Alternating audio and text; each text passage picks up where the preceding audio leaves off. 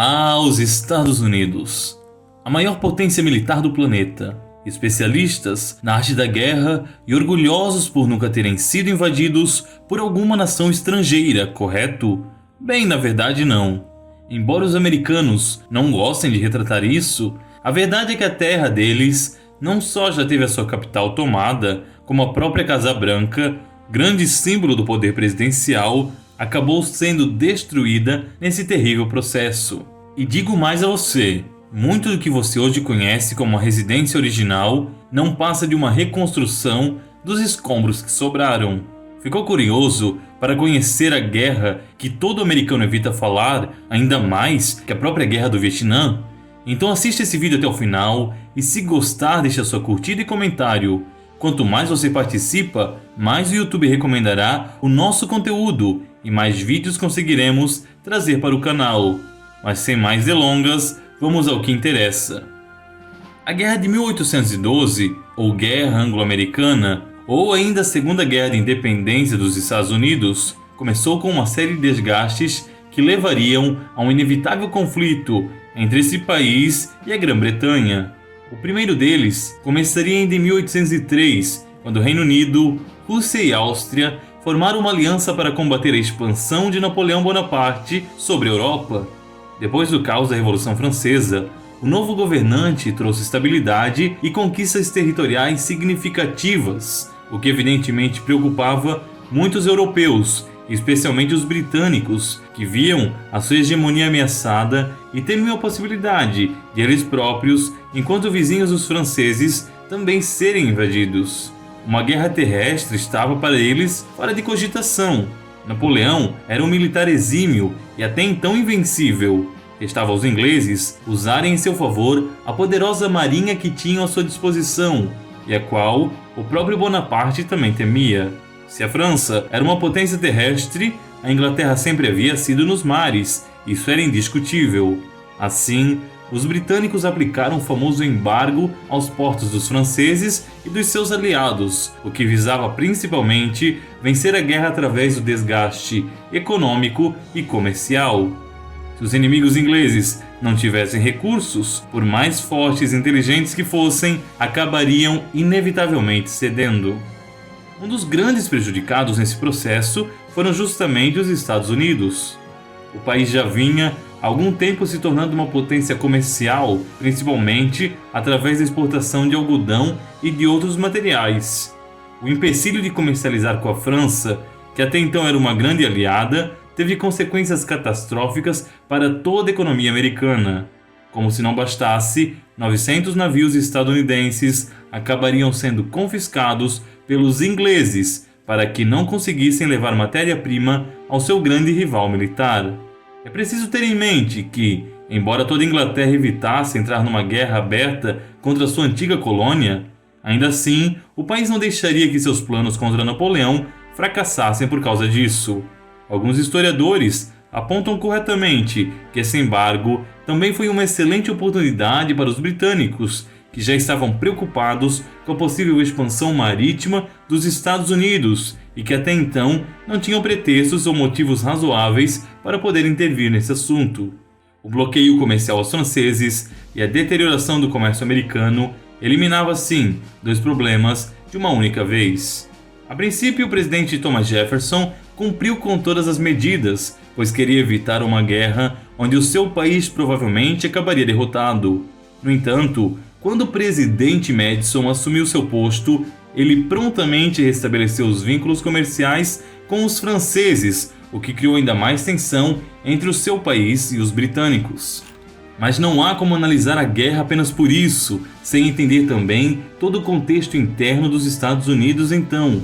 O país estava dividido entre dois grandes partidos, os federalistas, que buscavam aliar-se mais aos ingleses e queriam um governo federal forte e centralizado, e os republicano-democratas, que preferiam dar mais autonomia aos estados e viam a França com melhores olhos.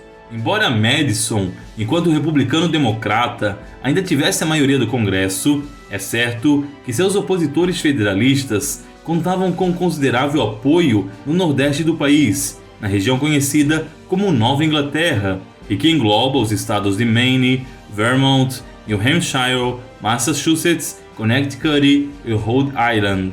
Se os federalistas queriam um governo forte e boas relações com o Reino Unido, outro partido visava duas coisas muito específicas: expansão para conseguir novas terras e a anexação também do Canadá, tema que passou a ser cada vez mais discutido entre a população. Na verdade, o Canadá se resumia então em uma série de colônias inglesas que, mesmo depois da independência americana, haviam se mantido fiéis à coroa.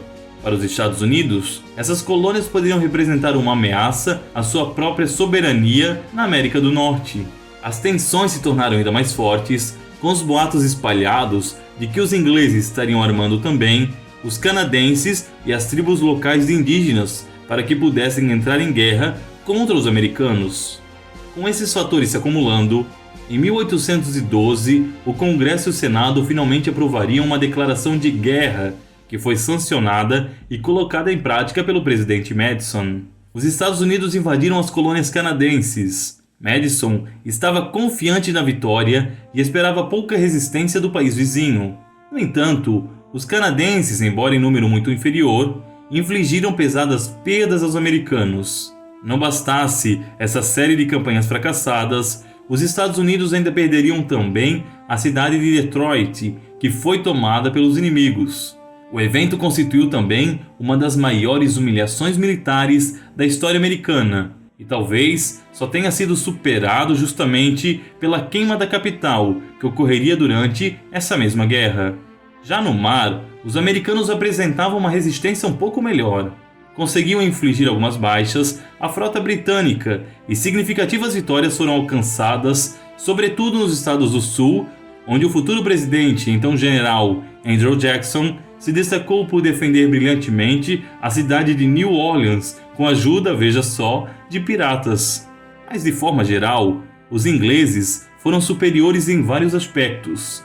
Dominaram a guerra, que venciam com facilidade.